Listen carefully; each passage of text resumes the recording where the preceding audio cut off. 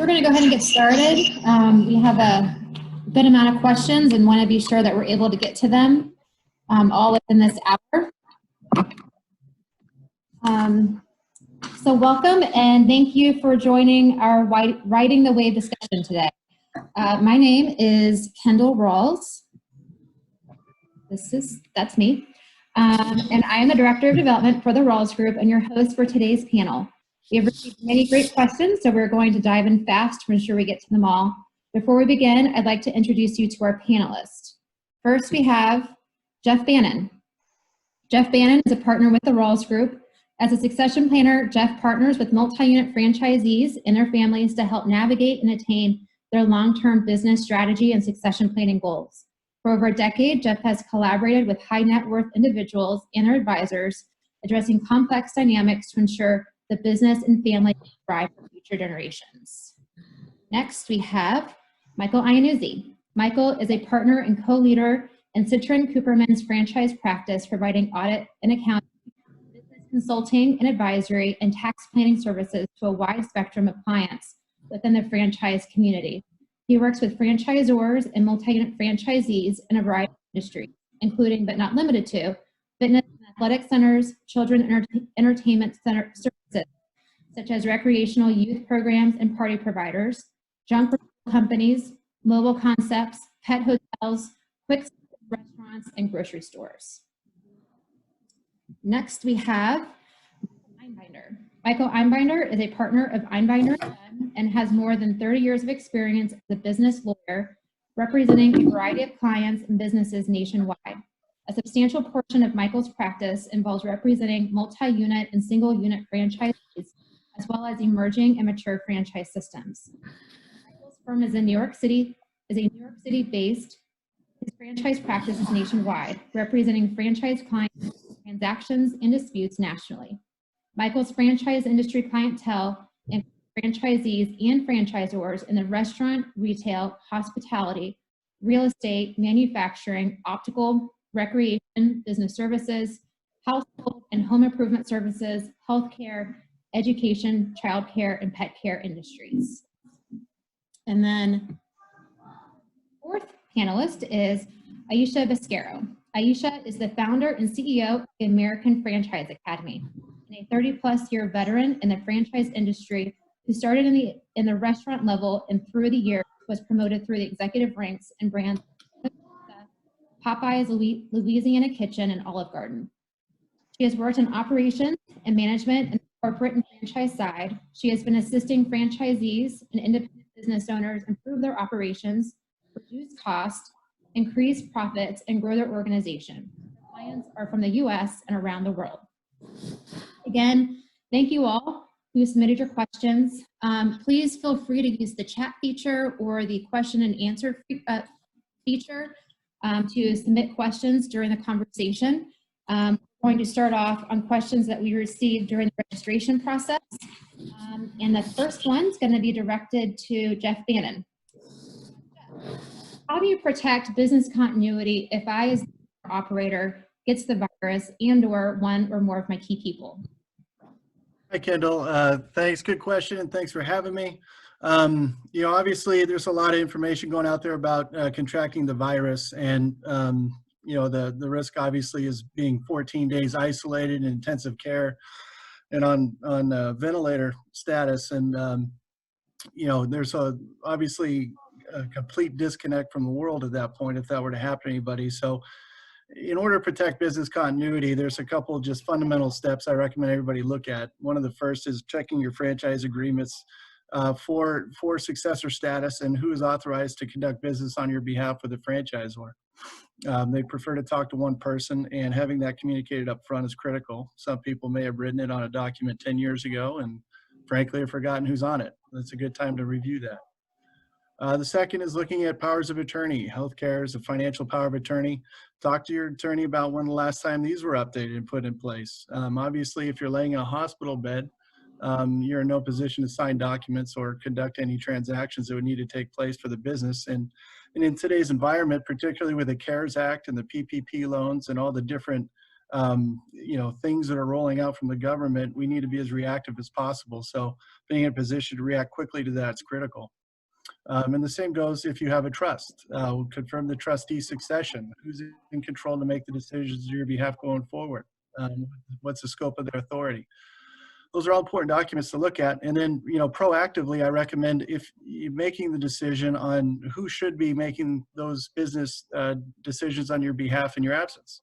If you're clear on that, communicate it with your spouse, communicate it with your key managers, everybody that has a vested interest. Because if you are unavailable, the last thing you need are a group of people fighting over what to do next or who's in control. So being proactive on that piece is important with your vendors and franchisors. And then, you know, the other piece during that time, during this time in particular, is, you know, as you're cutting costs and looking to trim expenses, et cetera, you should be getting a really good idea on who your critical people are for profitability going forward. As many of these people sit at home possibly and have more time to contemplate futures, there's a strong potential at the tail end of this that they'll come out looking for new opportunities, possibly go out on their own and get a fresh start and start their own business.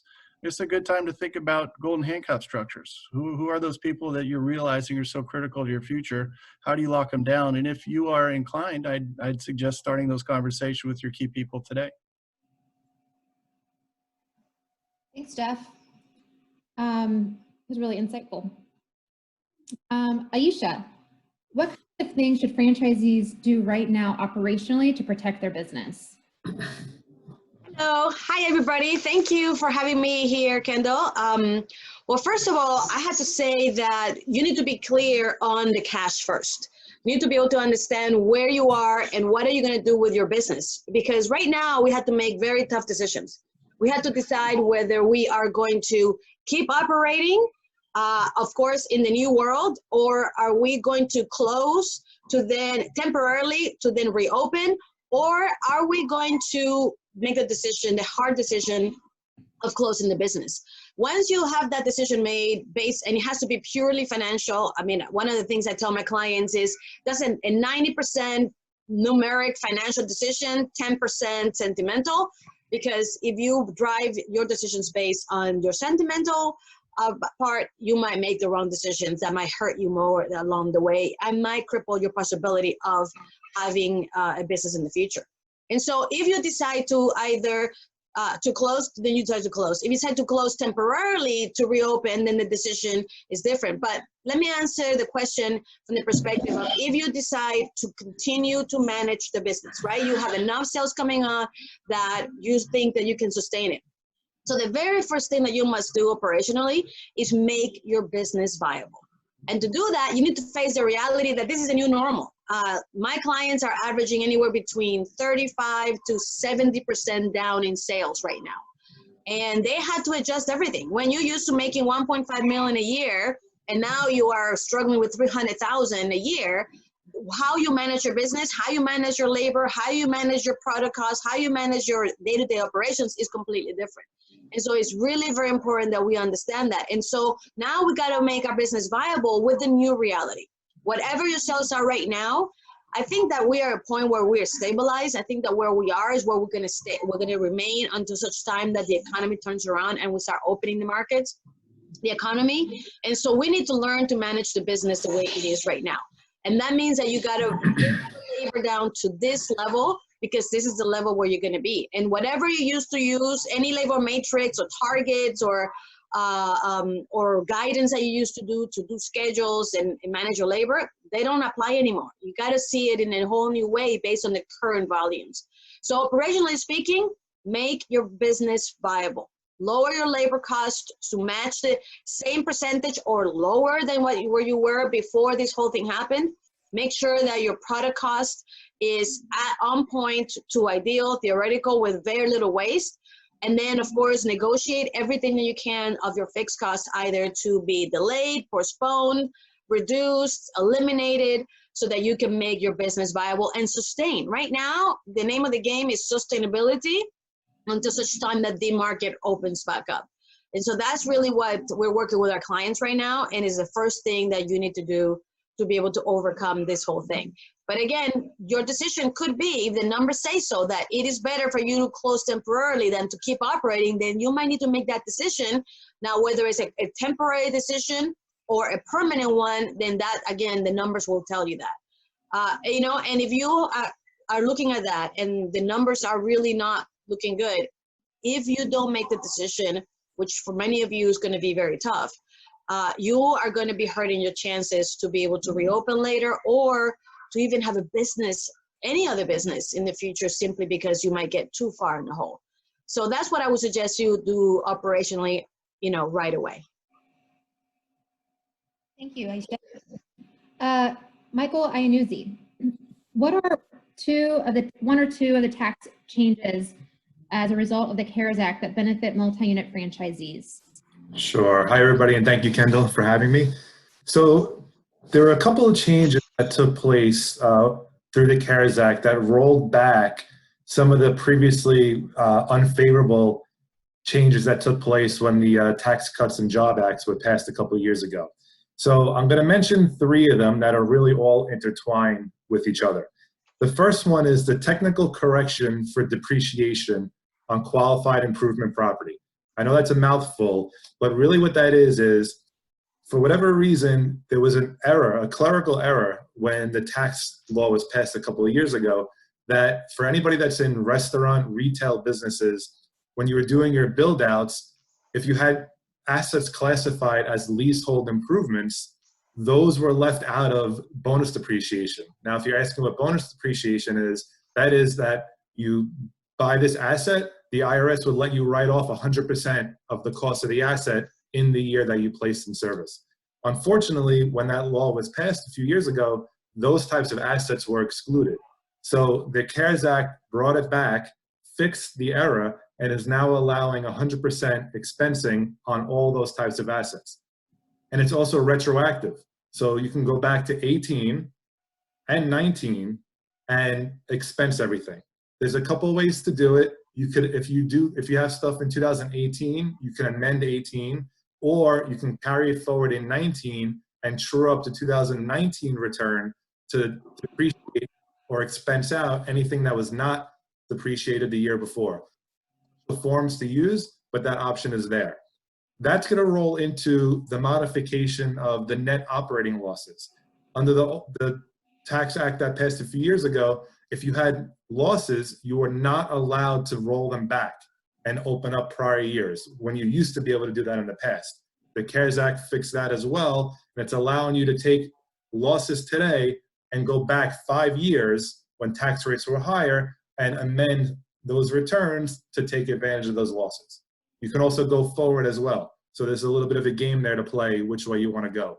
And the last one is also all related, is there was a limitation placed a couple of years ago on the amount of loss you're allowed to take.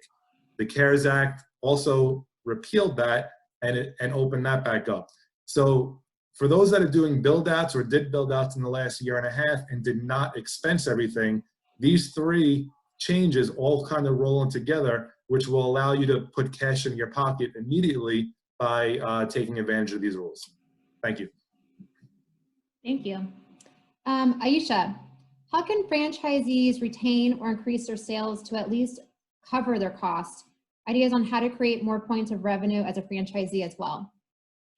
You know, it's amazing how, you know how they say that necessity is the mother of innovation? Let me tell you something. This particular crisis has brought up all kinds of new and old ways of being able to retain your revenue.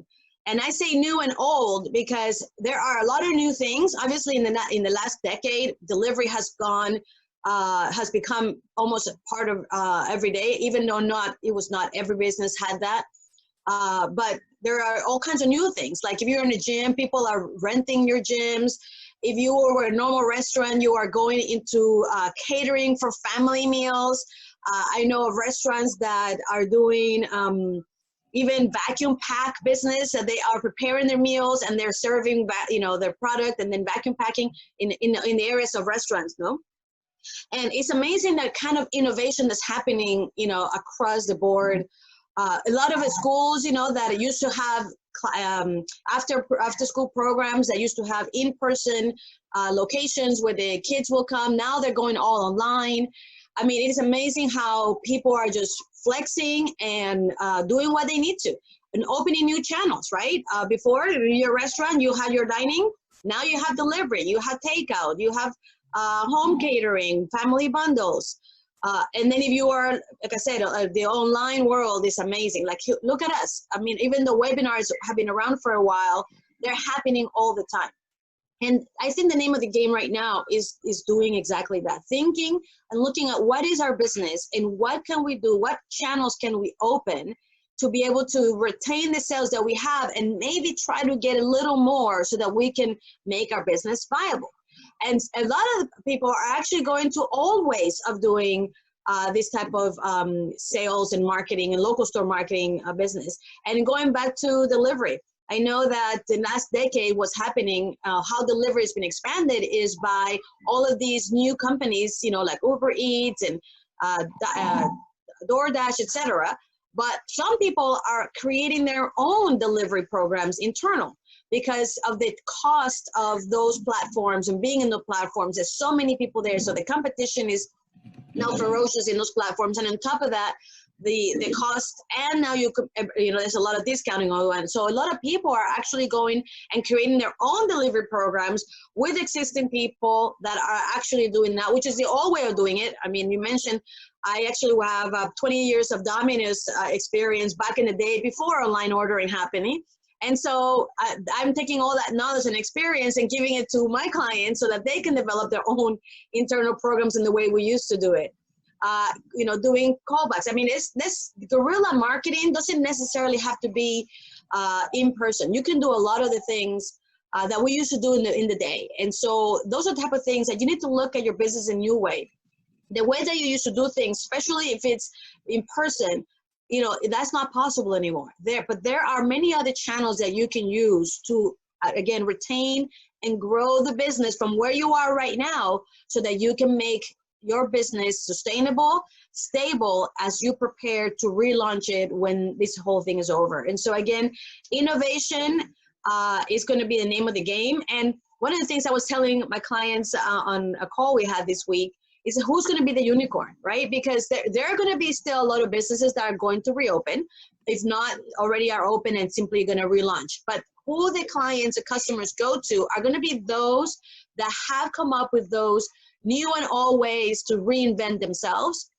And those are the ones that are going to do it well, you know, sooner and faster. Now, we're not going to go from 0 to 100 the moment that the economy opens. That's not going to happen. It's going to be a steady eddy increase. But if you are the one that has come up with all those innovative ideas and continue to stay in touch with the customers, even if you're closed, by the way, even if your business is closed, you still should continue to communicate with your clients and your customers, because once you're ready to reopen, they're going to remember you and come right back. And so those are the type of things that you really should do, you know, reinvent yourself and continue to be in touch with your customers so that the moment that you are able to reopen and restart, you're ready to go. Great, thank you so much. Michael Iannuzzi, what are some items considered during the recovery state?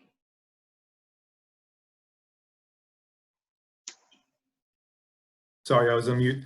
So a couple of things to think about during the recovery stages and this was touched on earlier, is to evaluate your payroll cost, see what the new normal is going to look like, and start to budget for what the staffing should be going forward. Another thing is evaluating the purchase commitments, you know, inventory, capital expenditures, remodels. You know, are any of these things necessary now, or can they be pushed off later? You know, and consider either requesting either deferrals or cancellation if necessary on some of these items. So certain businesses right now are doing very well. The essential businesses, grocery stores, landscaping companies, things like that.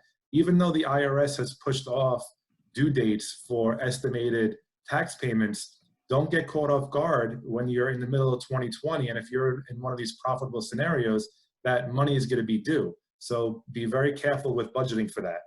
This last one also, for your federal tax returns, now that we're starting to hopefully get into some sort of recovery, if you take advantage of, if you're able to take advantage of some of the benefits that I named before, If those benefits put you into a loss position, why wait to file your personal income tax return in July when you can file that now, claim the refund, and hopefully have your money in a couple of weeks, as opposed to waiting until July?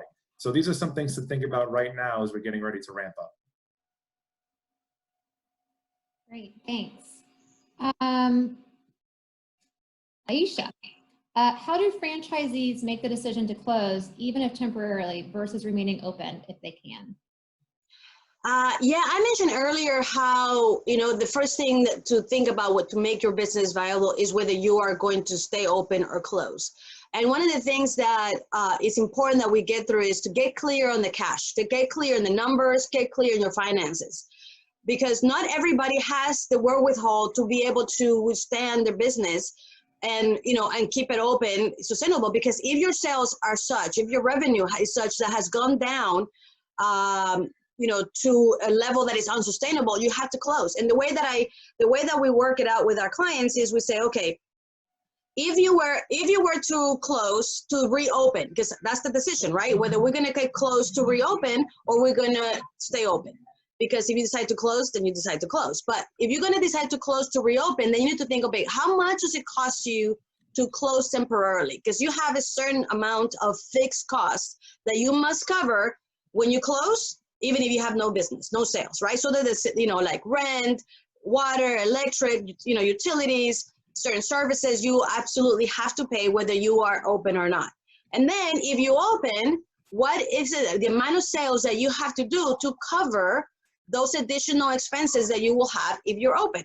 That's where the product cost comes in. That's where the labor cost comes in, or any expense that is a variable expense that, the credit card processes, right? So any expense that you will incur if you are open versus if you're closed, that is the money that you have to make as a minimum. That's the money that as a break even that you need to make as a minimum to then remain open. Now, I am one that I always recommend, if you are able to at least break even in those additional expenses, or maybe have a little bit more, then my recommendation is to stay open. If you close, it is very hard to then restart your business afterwards.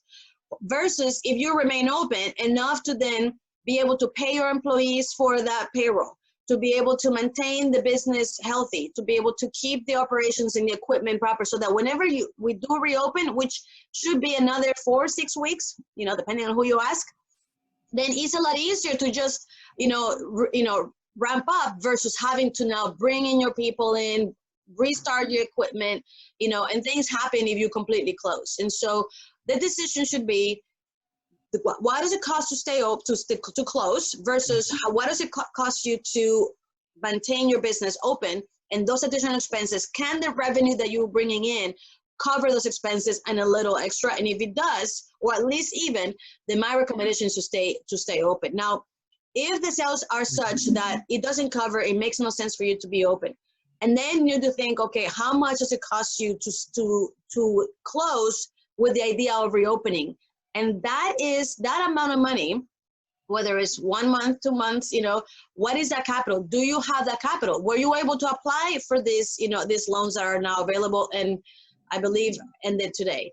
And if you have the capital to reopen, then great. If you don't, you gotta face reality, because otherwise you're just gonna incur liabilities on a business that you're not gonna be able to open again. And so they're tough decisions right now that many people are making, but at the end of the day, 90% should be based on numbers and 10% should be based on emotion. And that's my recommendation. Thank you. Michael Iannuzzi, what are some long-term cash flow strategies to consider for reopening? So some long-term things that we can think of is, I'm very big on cash budgeting and cash forecasting. So you should be looking at maybe about a 13-week cycle for the next quarter and a week after to see what the cash flow is going to look like and how you can project that out. You should be reforecasting any old budgets that you may have had just to see how true they are. A big one is, our historical liquidity sources. One second. Are historical liquidity sources still valid? So you may have banks that you've been using, but once things expire, but I knew it would happen. Somebody would walk in. So if your historical liquidity options are not available, now's the time to start networking and talking to new people and see if you can bring somebody on board for when the rebound comes around. And technology has been a big thing lately. You know, what can you do now to plan for the future? Can you move things off-site, reduce space, maybe not have everybody come to the office every day? You know, start to really reevaluate that depending on the type of business that you're in. Thank you. Jeff Bannon, I have a two-part question. So I'm going to ask the first part and have you answer, and then I'll go to the second. Given that most business values are going to decrease as a result of the virus, is this a good time to consider gifting stock to the next generation? Yeah, if there was a bright side to poor business performance, this might be it. The value of your business obviously is going to reflect the earnings of it. And as earnings go down, the value goes down. Now, we were in a good environment coming into 2020 for estate planning, for estate tax minimization, in that we've got the exemption amounts as high as they've ever been in the history of the United States. $11.58 million per person can be transferred free of estate tax. And then you add the COVID dynamic to this and poor business performance, the multiples or the business values are going to be down. So the cost of transferring significant business assets right now is as low as and easy as it's ever going to get. Now, whether or not it's a good idea to transfer it to the next generation is a whole nother animal to tackle. But there's always multiple options to how you get those assets out of your estate. We can set up multiple types of trusts. For example, there's spousal trusts that allow you to make a gift of business assets to a spouse to get it outside your taxable estate and still enjoy it as husband and wife. So the idea of transferring assets doesn't have to be associated directly with spoiling the kids. There's lots of ways to take advantage of this environment without, quote unquote, screwing up my children dynamic. So the answer is yes, it's a good time to look at this dynamic.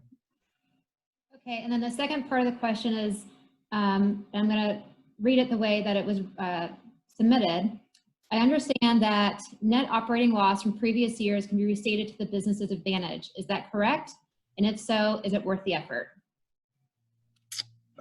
Yes, that's correct. Actually, Michael Iannuzzi spoke to that, I think, pretty effectively, that we do have an opportunity to go 5 years, look at a 5-year carryback and modify our returns and receive tax refunds by amending those returns. And the other significant piece of that is, I think he also pointed out, was there's no limit on applying the net operating losses, which was at 80%, I believe, before, but you can offset 100% of your income going forward with net operating losses, which is another potentially significant dynamic. Whether or not it makes sense, go back and speak to your CPA. They'll be the best ones to advise you on that. Thanks. All right, Aicha, back to you. What will become the new norm for franchise food industry, given that there's less customers walking into the restaurant? Also, many people have lost their jobs, and not all of them will have a job back once the pause is lifted. So how will that impact retail businesses? It will definitely impact it. It's going to be a new normal. Unit economics is going to, it was always important. It's going to come up to a whole new level. Franchises that used to do $1.52 million in revenue, they would no longer be there, not for a while.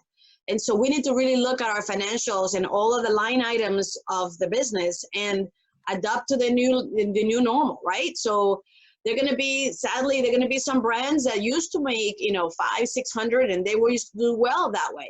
But those are the ones that are going to go down too. And sadly, some of those brands are going to disappear, I believe.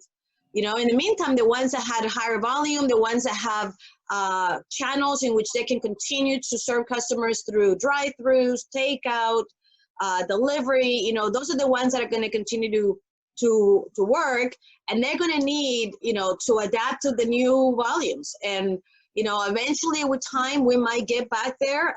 But for right now, at least for the short, while this year, let's say 2020, the unit economics is going to change. And so the sooner that we accept that, I remember the COO of one of the brands at work that would say, Aicha, you know what, we had to accept reality, maximize opportunity, and that's how you win. And so the reality is that volumes are going to be lower. And then we're going to have to be fighting, you know, and looking for different channels for us to still distribute. People are still going to eat, you know, but we need to be able to find ways in which you can serve those customers in a way that they feel safe, and we're able to maintain and grow those sales. Those brands and franchises that are not able to do that, you know, and already had tight unit economics, they're going to suffer, and you know, sadly, some of them are going to disappear. So right now, I think it's a great time, as we are going through a little lull. The business is stable. You know, you have it going. You are adjusted to this new reality, getting ready to restart. Is a great way for start thinking. Okay, what does my P&L will look like, and what do I need to do to make it as viable and healthy as possible right now, so that the rest of the year I can still, you know, make it and, you know, make some money at the end. And so it's going to be changing for sure. And, you know, goes back to all the new ways of, you know, revenue, because it's mostly about revenue. A lot of the things can adjust it unless you have really high rents. And so it's going to be a new way of looking at things. And some brands are going to struggle, and some brands are going to do okay, depending on how well they adjust. So that's the name of the game at this point. Great, thank you. Michael Einbinder. Ah. Are unpaid lease payments considered deferred and need to be repaid? Well, I mean, the question about lease obligations is the one that we get most often, and we're looking at for ourselves, to be truthful. We have a lot of clients in the retail and restaurant trade, many of whom are out of business completely. Hospitality, hotels are out of business completely. I've got clients in retail gyms, retail locations and gyms, and other types of businesses, beauty salons, that kind of thing, where people are just not operating at all. And the question that I get most of the time from my franchisor as well as franchisee clients is, what do we have to do in terms of paying rent? And is there an obligation to pay rent, and is there some way to get out of it? The jury is still out on whether or not the lease obligations are going to survive during this period of time. There are a number of legal arguments that a number of retail tenants are making, both to their landlords and in discussing the issue internally with their counsel or with their partners, about whether or not there are any lease obligations at all during this period of time. My guess is that there are going to be a number of lawsuits that are going to be filed over the next several months by tenants or landlords that are going to resolve some of these issues, and the resolution may not even be clear when some of those cases are ruled on. Last night, I was having a conversation with a very large client who has businesses in retail, not operating, being pressured by a landlord to pay hundreds of thousands of dollars in rent, and not in a position to pay it. And they have 800 landlords, and they are considering what their options are, and what we're likely to be doing soon is filing a lawsuit in federal court where we ask a court to absolve us of rent obligations. And it wasn't as if we were planning on doing this immediately. We were kind of pushed into doing this by the landlord sending out notices to cure, notices of default relating to the lease obligations. So we have no choice but to go to court to stop the process. The arguments that we're making, and that other tenants and other counsel for tenants are making, is that the lease is impracticable, that you can't, that there's a frustration of purpose. We can't operate our business, and consequently, we're not in a position to pay our rent. That there's an impracticality involved in operating our business, with government regulation, closed down business operations generally. Sometimes the specific industry can't operate at all, and so there's that claim. There are a lot of people asserting that there's a force majeure, which is really an act of God kind of thing. Generally speaking, it has to do with an unforeseeable event, which certainly this is, but an unforeseeable event, usually a weather, fire, or a catastrophe kind of thing that has not been tested in this realm of virus closing people's businesses. People are arguing those common law positions that tenants can take. I'll tell you, with respect to force majeure, there are a lot of leases that exclude tenants from the ability of to assert that kind of a claim. So we're kind of focusing on frustration of purpose and impracticability. That's the legal landscape. The practical landscape is that people really need to speak to their landlords. We have a number of franchisor clients who try to get ahead of this and go to their franchisees and have conversations with their franchisees about how they should address lease obligations on an ongoing basis. Some of these situations are where a client who has, for example, franchisees located in malls throughout the United States. The malls are closed, the franchisee can't operate, and the franchisees are coming to the franchisor for some sort of advice about what they should do. And what we were enlisted to do is write letters on behalf of the franchisor to their landlords, and landlords where they're sub-lessors for their franchisees, and see if we could get the landlords to understand the situation. And in other instances, to ghostwrite letters for franchisees so they could send those letters directly to their landlords. It's too early to tell what the response has been. Some landlords have been understanding and saying, we'll try and work something out. Some landlords are pushing it very hard. It really depends on leverage sometimes. So this particular client has leases or franchisees with leases in some of the largest malls in the country. And so, for example, Simon Properties is one of the largest landlords of malls in the country, and they tend to be concerned about doing business with long-time tenants. And we're hopeful that they will resolve issues with our clients and our clients' franchisees in an amicable way. So those are the kind of things. Whether or not, to answer the specific question is, the rent obligation exists and your April rent is due. If you haven't paid it, it's due until you come to an agreement or there's a court case that establishes that it's not due. If you don't pay it until you're back in business, it's not, I think the concept of deferring it until then is one way of resolving the issue with the landlord. And probably the best way with a rent concession of some kind that recognizes what your obligations are and whether you're able to actually pay the rent and whether or not they want you as a tenant when this is over. And if they want you as a tenant, I don't think they're going to want to saddle you with 4 months worth of rent that you're never going to be able to pay to them. Everyone's suffering in this environment, and I think that the pain has to be shared a little bit among the various stakeholders when it comes to real estate. So that's how we've been dealing with it. As I said, when I started this, the jury is out on whether or not we're actually able to have a legal opinion in our favor that addresses this. There have been some large-scale tenants that have brought legal actions, and there's been some movement in a couple of bankruptcies in the East Coast where the companies were in a Chapter 11 proceeding and still paying their rent, but are no longer able to pay their rent. Or for one notable example, where the tenant is a large-scale tenant that was running liquidation sales in order to be able to pay its creditors, and they've gone to court, and I think they've been successful in getting the bankruptcy court to stop the landlords from evicting them. Just one more thing about this: at least in New York and a number of other jurisdictions that I touch, landlords can't go to court yet.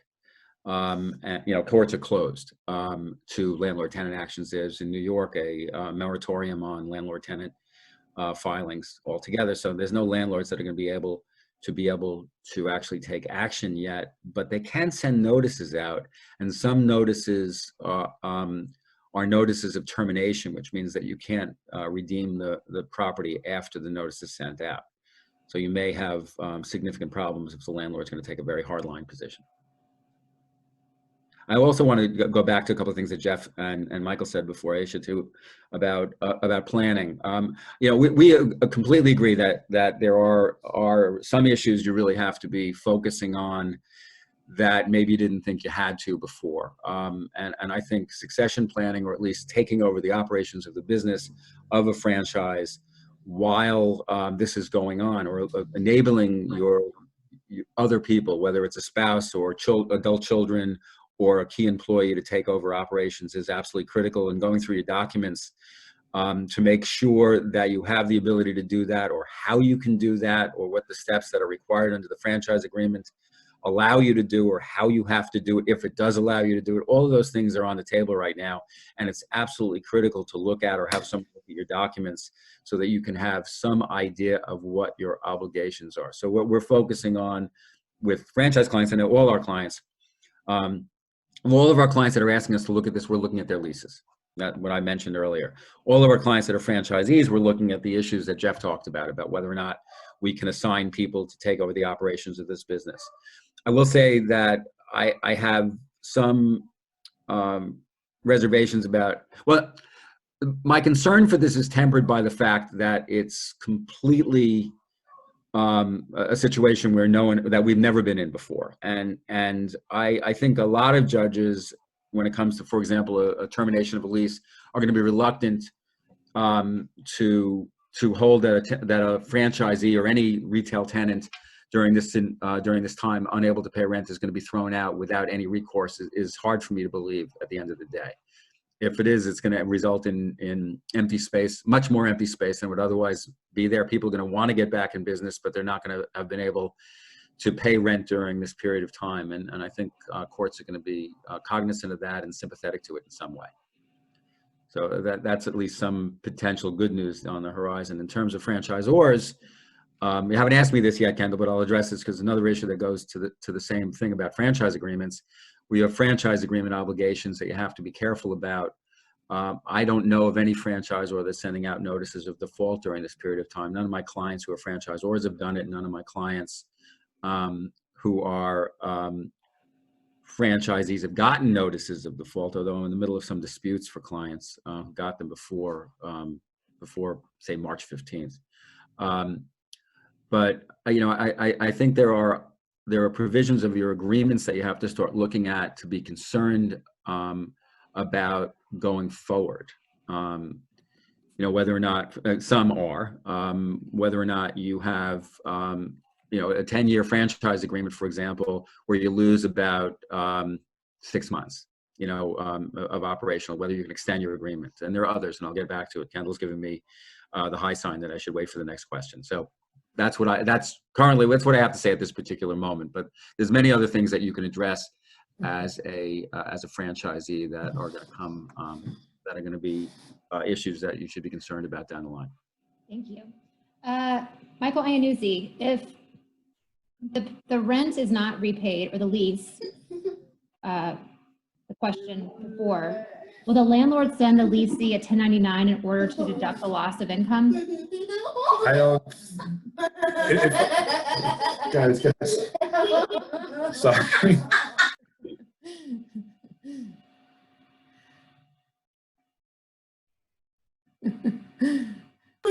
I'm gonna try.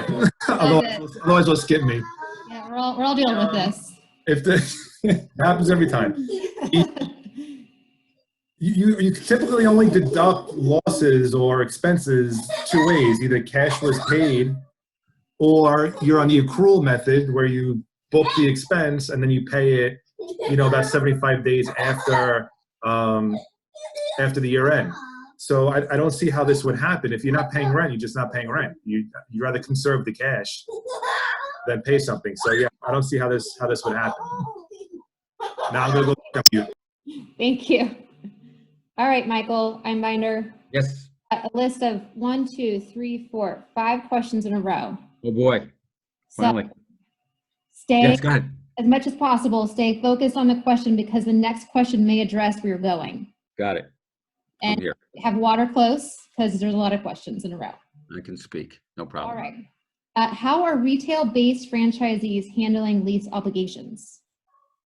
Well, as I said earlier, nobody I know is paying rent. They're trying to address it with their landlords by asking for rent concessions, asking for a break, asking to defer rents, asking that the rents not be paid at all. I mean, some rent obligations are tricky. There are a number of components to those rent obligations. There's minimum rent, which has to be paid every month. There's percentage rent. Some people are only on a percentage rent kind of arrangement, meaning they're paying a percentage of zero revenue, so it's not really an issue. Some are paying CAM charges for something that's not operating. No one should be paying CAM charge obligations at all during this period of time because there's no expense being incurred by the landlord for the common area that would otherwise be chargeable under a CAM obligation. taxes are still out there and landlords have those obligations. So the client I mentioned a little while ago, that one that's probably going to end up bringing an action, has two obligations that they told us about as if it was our problem, which we don't think it is. And one is the tax obligation on the property, which my client is paying the vast majority of as additional rent. And the other is to pay for camp charges that the landlord contends are still being incurred. And in both instances, we're disputing that. We don't think it's our obligation, and we can't pay anything because we have no revenue and we've been closed down by the government. So that's how many of our clients are addressing it. Proactively, we try to deal with it. I can speak as a small business myself. We try to deal with this proactively by contacting our landlord and telling them, here's where we are. We can't operate in our office. We're operating from outside, so we're not like some of our clients who aren't in business at all, and hope that the landlord will work with us to reduce rent significantly enough. And as a landlord, because I have subtenants in my space, I'm talking to my tenants about the same thing. So that's what I've seen, both personally as a business and professionally as counsel for a lot of clients in the retail trade. Great, thanks. All right, next question. What financial assistance should they expect or ask for from the franchisors? And they would be franchisees. Okay, well, so there are a number of obligations that you have. The most prominent and the most common obligation is to pay royalties on revenue. Am I muted? Oh, okay. To pay a royalty based on revenue. So for those franchisees that aren't operating or are operating at 20% of their normal business, their royalties are going to go down in the same way. What I'm advising clients to ask franchisors for, if my revenue is down 80%, I don't want to pay. I would like a break on whatever royalties I would otherwise have to pay, even on that 20% of revenue that I'm earning that I used to, where it used to be a much larger number. And the reason is because I need every penny I can get just to be able to pay rent obligations or employees that I'm keeping on or whatever it is. So we've got franchisor clients who are acquiescing to their franchisees because they want a viable franchise base when it's all over. I think that client, more than some I've heard, is a little more enlightened than many franchisors and is trying to make sure that its people survive this calamity because its business down the line is dependent on having 500 franchisees and not reducing its base to about 100 franchisees. So if they hit them up for charges that they're unable to pay, those people are just going to go out of business, and I'm going to have a client who's not going to have any franchise base after it's all over. There are other obligations that franchisees have to franchisors, and those include minimum purchase requirements, which obviously should be changed. Advertising requirements, which also should be changed if it's a dollar figure every month. And other similar obligations, for example, a tech fee of $1,000 a month may have seemed like a small amount when you're doing $800,000 in business a year, but when you're doing $150,000 in business, that $1,000 can hurt. So we're suggesting to our clients that they ask for reductions or eliminations or deferrals of all of the financial obligations that they have to franchisors. I would also say, I think there's another question. This was, I think I saw it in your list, but some of the issues also relate to existing franchise agreements and development agreements that you probably want to have some review of and make some decisions about. But that's the next one. That's the next one. Wow. So I started to talk about this a little bit before. You have a franchise agreement that has 10 years. You've lost a year. You've lost 6 months, whatever it is. Maybe you want an extension. Maybe it's to the benefit of the franchisor to extend you for another year so that you'll get a full 10 years out of operations. That's one issue. Maybe you're at the end of the term of your franchise agreement and you want to be able to sell your business, but you can't because there's nothing to sell right now. You want to extend the period of time to renew. Maybe you want to renew for a short period of time so you have a business that's worth selling down the line. You have, and this is a big concern from multi-unit operators. Most multi-unit operators have some sort of development schedule.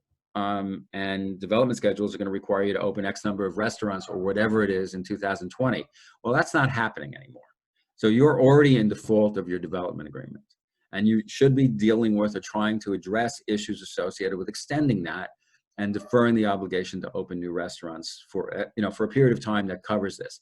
Now, the caveat to all of this is that you should be thinking about these things. You should be discussing them with counsel or an advisor of some kind at this point in time, but you may not want to enter into any agreements until you have a better sense, and any revisions to your agreements until you have a better sense of what your business is going to look like in 2021. Because the last thing you want to do is agree to a revision to a development schedule, for example, when you really, to develop X number of restaurants in 2021 instead of 2020, you may not be ready to do that if we're closed for 9 months, or your business takes 9 months to come back up to where it was before the pandemic. So you have to be really pretty careful about what you ask for and what you agree to if it's too early to know what the landscape's going to look like in 6 months to a year. So that's something we're advising people about as well. Can I ask a question? If you don't mind, Kendall. Michael, how receptive are franchisors about doing all these concessions, about whether it's delaying royalties or reducing royalties, and then changing those development agreements? From what I hear, they're being pretty flexible, but I'm not the one doing those sort of things. So can you tell us how flexible, how they've been? So I've heard good stories and bad stories. My best story is from a client of mine who's a franchisor, who I mentioned before, who has been very proactive in dealing with his franchisees, because franchisors live and die on the success of their franchisees. Mm-hmm. Sometimes they don't actually realize that or don't want to admit it, but they do. And the result of that is, if they want to be in business themselves in 2021, they want as many franchisees today then as they have now, or at least a really good number. And if they press them too hard, they're not going to get any place. Some people have franchisors who have not agreed to much of anything, or a deferral for a very short period of time, which is obviously not going to do the trick in this environment. So the question is, what's the best way to do it? And when is the best time to do it? And the best way to do it, the best time to do it is maybe not now, other than starting the conversation, because as I said before, there are some questions about what the viability of the business is going to, or what the business is going to look like, and whether it's viable in 6 to 9 months. Same issues that you're dealing with every day of the week about finances. Are they going to stay open? Are they going to be able to reopen if they close, or should they throw in the towel now? Right? It's all about that. Mm-hmm. And how do you plan for that exit is another story, because maybe you have closed and you need to close, but you're in year 2 of an agreement, and you just can't stay open forever. You can't open again. So you should be dealing with termination issues and what kind of guarantees you have and all that kind of stuff and landlords too, for good guy guarantees under leases. One way that we've suggested to people, and some of the things that we've published and some of the things that we've talked about to clients directly, is that they should join forces with other franchisees so that they can address this on a leverage basis. One franchisee making a phone call to the franchisor is not nearly as good as 100 franchisees, and 10 is better than 1. So the more organized you can get, whether it's regional, because this whole situation is a regional problem anyway, in large part, right? New York, we are, I was in New York City yesterday, and oh my God, day before yesterday, I just can't even describe what it looked like. It's a ghost town. You may see it on television, but to drive through it is kind of crazy. And I don't know when we're going to open. In other places will in fact open before that. Whether that's a good idea or not, I'm not going to talk about, but there are going to be places where it's going to open up and people are going to have obligations. So, maybe a regional way of dealing with this is a good way to do it. For franchise associations or groups that are already formed, I think it's essential to try and work together to try and find a solution with the franchisor. So it really depends on how, I'm using the term enlightened, how enlightened your franchisor is. Start thinking about this from the perspective of what your business should look like and what the people that you've been partners with, I'm using that term very, very lightly, but what your partners are going to look like in a year, then you're likely to share the pain a little bit, or you should be sharing the pain a little bit. Otherwise, you're going to end up with no franchisees. So it's counterproductive. Right. Great, thanks. Okay, so we have 2 more questions in this section, and we're getting close to an hour, and we're wanting to get through all the questions we received. So one for the panelists, as much as possible, let's try and keep the rest of this as succinct as possible, just so we can get to all the questions and not lose the participants. Michael Einbinder, is now the right time to renegotiate franchise agreements?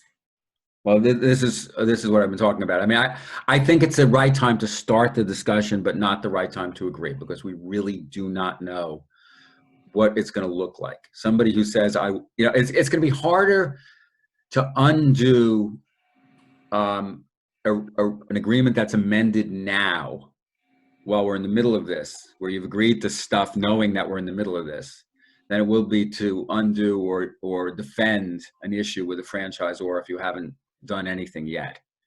And so I think the idea is start having conversations with your franchisor about what it's going to look like, and what you might want to do, and what kind of concessions you want. But I don't think entering into any agreement is a good idea until we have a better idea of what's going to happen. And I don't know when and are there any additional strategies to reduce rent or royalty without money coming out of my pocket? That was a question. It was kind of a summary question. So if there's anything additional. No, I think I've kind of addressed it. Again, franchisors should understand what the story with this is, and try to work with franchisees to make it possible for their franchise base to exist and their long-term franchisees to continue to operate or to start operating again when this is over. So I think that's, my best advice is that people understand where we are right now and think about it from that perspective. One other thing I want to talk about that I didn't mention, I mentioned very quickly, was renewal obligations, because many of you are near the end of the term of a franchise agreement, and most franchise agreements provide that you have to give 6 to 9 months notice to the franchisor about whether you want to renew that agreement. And I think that at a minimum you should be dealing with extensions about those kinds of issues. Because if you're in that time frame and you say you want to renew, you may not want to renew in January, and you may want to defer that determination until we know what it's going to look like out there. Okay, thank you. Excuse me, Michael Iannuzzi. So we have a few questions here on the 3P or PPP and the CARES Act. Can you share any pitfalls that you're aware of in regards to the PPP? Sure. I mean, anytime that you get money from a lending institution, no matter what the criteria is, there's always going to be, cons to it. So some of the cons are, there's very specific criteria you have to follow in order to qualify for forgiveness. You have to certify as the owner that's borrowing the money that you've made certain calculations and that you're going to be using the money for certain things. So you have to be just very careful with what the loan is, and you have to make sure that you have the documentation, because if and when some of these are looked at later on, and if you don't have the right documentation, or the bank's asking questions 6 months from now and you can't provide it, there could be some issues down the road with the money that was given out today. Great, thank you. Another question in regards to, I'm going to call it 3P. So if someone is navigating the 3P loan forgiveness part, but it appears at the present time they will not have the same number of employees as before, any insight to provide? Yeah, there is a point in time where you're allowed to bring the employees up to what you had before to qualify for the forgiveness portion of it. And this has changed a little bit. I'm pretty sure at this point, you spend 75% of the money on payroll-related activities to even qualify for the forgiveness at all. So you should check that and make sure that you're meeting that. Otherwise, it's just going to convert to a normal loan, and whatever the loan terms are in the act is what the money will convert to. And I think he mentioned to me too that he was looking at some of this. He may have some insight on that. And then the final one on 3P, is there any insight onto how to spend the money in the smartest way? Well, the money, like I said, it's you can take it. It's restricted for forgiveness. So, like any other time you have money coming in, be very careful that you're budgeting that money. And now all of a sudden, you're not just sitting on cash and you're going crazy, spending on vacations and things that it wasn't intended for. So, be careful with it, budget it, and really make sure you're using it for the approved expenses that they're allowing you to use it for, which is payroll, utilities, rent, and mortgage interest, which is an interesting one as opposed to principal payments. It's interest. So those are the criteria that go into the forgiveness portion. Otherwise, you will have it will convert to a loan. Okay. And this next question, it was unclear. Is Jim Hawley still on the call? And if so, can you please chat? And if you're comfortable, I can allow you to speak and ask your questions. It just was a little bit unclear as to what it was. Is anyone seeing a chat that I'm missing? No. So he may not be on the call. All right, Jeff Bannon. What is the best message an owner operator should be sending to the organization right now? Well, there's never been a better time to be a good leader in the organization. And if we're going to send a message or just generically say, what do we need to be telling people is, we got this. We've been through tough times before. This time we've got a whole host of lifelines and everybody's in the same boat we are, working together. I think Michael Einbinder said earlier, everyone's suffering a little bit and everybody's sharing the burdens here. We got this, we've got financial help through the CARES Act, franchisers working with us to cut royalties, cut fees. You guys, franchisees are digging in creating, new ways to make money. While business is down 35 to 70%, as Aicha said, you're creating delivery services, makeshift, delivery things in parking lots, enhancing virtual services. Vendors are cutting fees, deferring payments, and the world is pulling together, and your organization is no different. There's never been a better time to expand what we would call your business family than right now. Reach out and bring everybody in. That's the best possible thing you can do at this point. Great, and a follow-up question, Jeff. What things should franchisees be thinking about today in order to prepare for a new normal?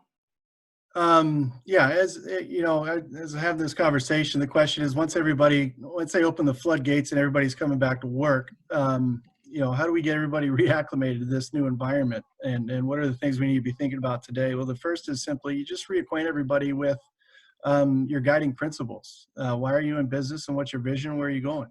Remind them of your history, remind them what you've been through and what made you successful.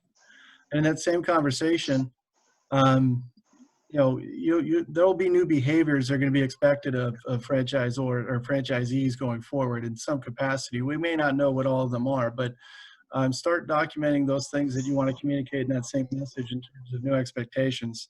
And thirdly, pay attention to your traditions. What are the things that made you weird? What are the things that made you successful and made people want to go to work for you? Because those are the things that undoubtedly it's going to stick with your people the longest. Great. All right, so starting with Michael Iannuzzi, this is going to be the final question. What would be the one thing that you would want to leave the people who called in or are listening and the recording with? So again, thank you for having me. And I think really, if I can hammer down one thing, it would really be looking at the CARES Act right now for the tax changes that could put money in your pocket as a multi-unit franchisee, and see if you can take advantage of those, and don't push filings off later if you're going to have a windfall of money now, if you can start bonusing out in terms of depreciation all of your build out costs from last year and this year. Thank you. Aicha? For me is, accept the new normal and, start making decisions and act upon them. I'm finding there's a lot of entrepreneurs that are still on hold, waiting to see what happens. But the reality is that what's happening is happening right now. And so you know, face this reality and start making decisions, whether it's operational with your people, whether it's, you know, understanding your cash flow and your financials, you know, do all the legal things that you know you need to take care of, make the list of all the things that you got to address, and you got to tackle them one at a time. One of the things, Kendall, if you don't mind, right now, the Academy, we're in the middle of a boot camp. We call it franchisesuccessbootcamp.com to register, where we are talking about all the operational things that you can do right now to make your business viable. So we're already on our 4th day today, but we're recording it. The recordings are going to be available until Tuesday. So if you're interested to come to this free boot camp, it is an hour a day for every day for 5 days. Again, to register is franchisesuccessbootcamp.com. And this is all the operational things that you need to be thinking and executing right now. And if you do that, you're going to be able to overcome this and get ready for the new normal afterwards, and, you know, be a successful franchisee. This too shall pass. Awesome. One of the things I've been hearing a lot is if you don't take this time to learn something new, then maybe you get the benefit out of this time. So engaging in that education sounds like a really great idea. And I know that you provide really valuable insight given your background. Mm-hmm. Einbinder. Yes. Last thoughts. I think that the key to this is planning and preparing. And that goes into kind of every aspect of what everyone on this panel has talked about. You know, you've got to do cash flow analysis. You get the money in from PPP, figure out what you're going to spend it on before you spend it. You know, for my business and the advice I've given to clients, we've sat down and plotted out what are the expenses that we can incur, and what can we use the money for that is a permissible usage that will allow the money to the loan to be forgiven. How are we going to deal with our counterparties? That is our landlord, franchisors, franchisees, and so on, so that the relationships that we have now are in place when this is over. And we know what those relationships, to the best of our knowledge, are going to look like when this is over. And that means don't be too aggressive, don't ask for too much, just try to make it so it makes sense to everybody the way business has got to go forward. Be as fair and reasonable as possible and work together on this, because we've got to stick together, otherwise this thing's going to fall apart for all of us. And then, you know, a lot of what we talked about, and Jeff started this, and Michael and Aicha talked about this, there are documents that you guys have that you probably haven't looked at in X number of years, however many years you've been in business. One of the things that we do for clients, for example, is talk to them about their corporate documents. This is before everything happened, but we talk to them about their corporate documents. Some people have valuations in their documents that are 20 years old. And if they buy out a partner, they buy that partner out, you know, at $100,000 when the business is worth $5 million now. They haven't looked at and changed and figured out what their obligations and rights are under their documents for many months or years. So in case of, you know, franchisor, you've got to look at your succession issues, you've got to look at your renewal issues, you've got to look at your obligations for your good guy guarantees and obligations under a personal guarantee if you're going to close units. That kind of stuff is critically important, so that you know what your financial obligations might be down the line, and what workarounds you can engage in during the course of the same thing with your leases. You know, we're looking at people's leases all the time to find out what rights they have and what risks they have. And so I think you need to speak to the people that you rely on for advice, and you need to have those people look at the things that regulate your relationship with third parties and internally, to make sure that you know what you're doing while you're going through this period. Thank you, Michael. Jeff. Yeah, just a final thought. I think as everyone sits in isolation, there couldn't be a better time to reach out and expand on relationships. As funny as that seems, but there's no better time to expand your business family. Reach out to your advisors, reach out to your key people, reach out to your franchisors. You know, enhance the relationships with your business family, because ultimately we're all in this together and we'll get through it. Awesome. Thank you guys so much for spending the time with us today and your insight and experience. Thank you to those who joined us today and submitted your questions. This conversation would not have been this rich without the questions that you provided. Please reach out to anyone here on the panel and or as the panelists mentioned, your trusted advisors. this is a time to lean on them or lean on us. So feel free to either reach out to me if you have any additional questions, and I'll connect you with the right person, or reach out to them directly. But thank you so much. We're all in this together, and you guys have a great rest of the week. Thanks, Kendall. Thank you. Thank you, Bye. Kendall. Thank you. Thanks, guys.